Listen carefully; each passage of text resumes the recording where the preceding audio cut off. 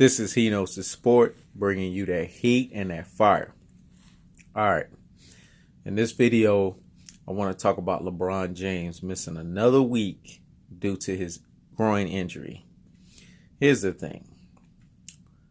I don't know how serious this man's injury is, but they're making it seem in the media like, his injury is so serious to the point where he has to be out for a significant period of time. Now, mind you, if a groin injury is to the magnitude of what they're saying that it is, then okay, it might very well be legitimate. But here's my thing.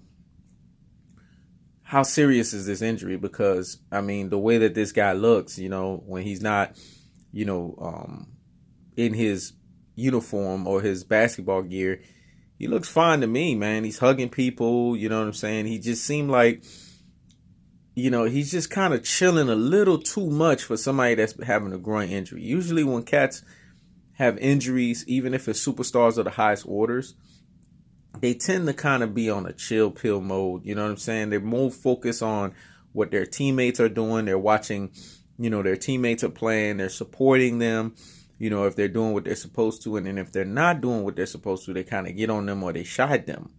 You know what I'm saying? Because they're superstars of the highest order on that team. So they demand that even though they're not on the floor being, the floor generals or being the ones to dictate the pace, they still demand that basketball is played to a certain level, a certain standard.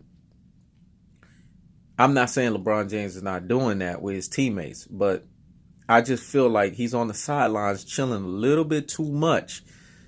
There might be some validity in some folks saying that this injury might not be what it's, led up to be or as serious as it is. There might be some validity to that, with people or credibility with people saying that they don't believe that that LeBron James is really injured. It's just some time that he's taken off. I kind of lean towards that as well, too, because I've seen in the past where, he's kind of been given these moments where he's been allowed to take off, and then they chalk it up into injuries. We see the San Antonio Spurs. They've been legendary of doing that. So it's not like it's a foregone conclusion that teams in the NBA haven't done this before, with their superstar players or players that, they feel are going to be important for them come playoff time. I personally feel that LeBron James is taking some time off, just to chill his mind, just to relax and to just not really focus on basketball, And to me, if it comes out that that really is the case, then as a fan, I'm being cheated, and I feel like anybody who's a LeBron apologist or LeBron stan or these LeBron fans, they should feel the same way too, but they're not. You know what they're going to do? They're going to make another excuse for this cat. You know what I'm saying? They're going to sit here and they're going to say that, LeBron James, he really is injured. He's carrying the load for his team. You know what I'm saying? He's the one doing everything. He's the only superstar out there. Things that we've heard from them before, that status quo. That's going to be the typical nonsensical stuff that they typically say to give credence or to give some kind of cockamamie justification to their argument. The reality is this. If MJ had a groin injury and it wasn't too serious, would he be sitting out there and not being on the basketball court? Shoot, when MJ broke his leg, and that was a serious injury that made him miss a whole season, he was sitting there and begging, like 25% into the injury for him to be back out on the floor. That speaks volumes to me. Kobe Bryant, we've seen Kobe Bryant have a litany of injuries and still play. And we're not talking about small injuries. We're talking about serious injuries.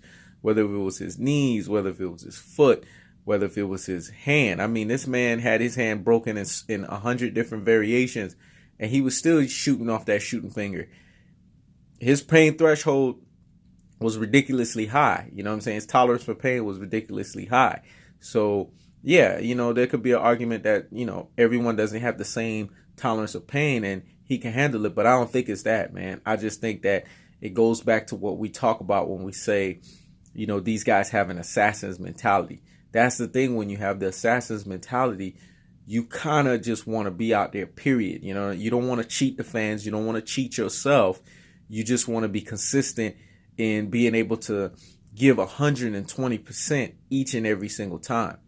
This is why, going back to this, this man can't be the GOAT argument. If you come out and you say that I'm the greatest of all time, because of what I did in 2016, greatest of all time has to have an action behind it. It's not about you saying it. It's not about you talking or you running your mouth. It's about the actions that correspond or follow what you say. And my thing is this: what has been this man's actions? He's a quitter. He's quitted in multiple times. The 2010 season, when they were getting Rudy pooed up by the Celtics, he quitted. The 2014 season in the NBA Finals, when he felt, Dwayne Wade was supposedly injured, you know what I'm saying, and he wasn't the Dwayne Wade of old, and Chris Bosh wasn't the same, he quit. This man has a tendency of quitting. The last NBA Finals that we saw, Game 7, or not Game 7, because they didn't even go to Game 7, my bad, but when the Golden State Warriors, were whooping them, and Kevin Durant, shot that long three-pointer, that Stephen Curry type of three-pointer in between Rodney Hood's eye. LeBron James quit, man. Even until the last game, he didn't play hard because he felt like, we're going to lose anyway, so why go out? See, that's the difference. That's what separates him from the Michael Jordans and the Kobe Bryants of the world, because those guys, whether they win or whether they losing, they're giving it their all. They're giving 120%. This guy doesn't do that, man. And that's why I feel that this injury has some kind of smell behind it that something ain't right. Something's not adding up. Something's not making sense. And we need to get down to the bottom of it. Obviously, the Lakers are going to keep it hush-hush because LeBron James is their cash cow. He's the NBA's cash cow. No one's really going to look into this to see if, he's faking an injury just so that he can sit some time out. They're not going to do it. We all know it. And LeBron has too many people in the media. He has his stands. You know what I'm saying? He has his apologists. He has a whole bunch of people that's going to have his back regardless of what this man does. No matter how many times he loses and no matter how many times he comes up short, there's always going to be some excuse to justify. And this is the latest line of why you cannot call a guy like this the greatest of all time, because with that title comes a responsibility, man. It's that Spider-Man quote. With great power comes great responsibility. And when you're the greatest of all time, you have a responsibility not only to your teammates, not only to the fans, but ultimately to yourself, man. You know what I'm saying? Like, there has to be something in yourself that says that, hey, I'm going to give it my all, even when I don't have my all. And when you do things like that, that is that intangible that puts you, above the pack, that separates you above the pack. And that shows people that, there's something there, man. You know what I'm saying? With this guy, there's something different with this guy. This guy has that DNA. And this is what I was trying to tell you. The assassin's mentality, the clutch gene. It's a gene. I agree with Skip Bayless when he says that. You have to be born with that kind of stuff. That's not something that you can manufacture out of the air. It's not something that you can just engineer. It's something that you have to have. It has to be in your stock. It has to be in your DNA. It has to be a part of you. You know what I'm saying? This is something that comes from, conception. Like, it just has to be a part of you. And the reality is, there are folks out there in the world that have it, and there are folks out there that don't. And I just feel like LeBron James is one of those guys that just don't have it. That's just my honest opinion. That's my honest take. You can take that to the bank. You can say whatever you want to say. It is what it is. But that's the way I'm looking at it.